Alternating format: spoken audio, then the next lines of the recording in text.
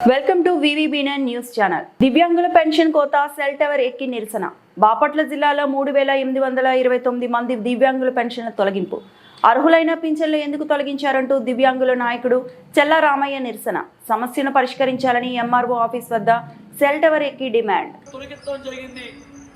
ఇప్పటికైనా ఈ రాష్ట్రంలో లక్షలాది మంది వికలాంగుల పింఛన్ తొలగించే పింఛన్లను వెంటనే ఈ కూటమి ప్రభుత్వం వెనక్కి తీసుకొని అవి రద్దు చేసి రేపు వచ్చే నెల 1వ తారీఖుల్లో వికలాంగుల పింఛన్ కల్పించాలని చెప్పి మేము డిమాండ్ చేస్తున్నాం.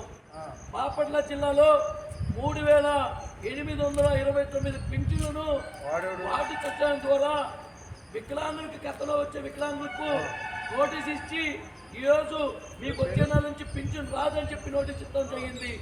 అడుగైన వికలాంగులు కాలు చెయ్య మోగా చెవుడున్న వికలాంగుల పింఛను తొలగించడానికి ఈ కూటమి ప్రభుత్వం ఎలా మనసు వచ్చిందని చెప్పి మేము డిమాండ్ చేస్తున్నాం. ఇప్పటికైనా ఈ కూటమి ప్రభుత్వము వికలాంగుల పింఛన్ విషయంలో వెనక్కి తీసుకోకపోతే తప్పకుండా రాష్ట్రంలో ఉన్న వికలాంగులను కూడా ఈ రూపంగా నిరసన తెలుపుతామని చెప్పి తెలియజేస్తున్నాను.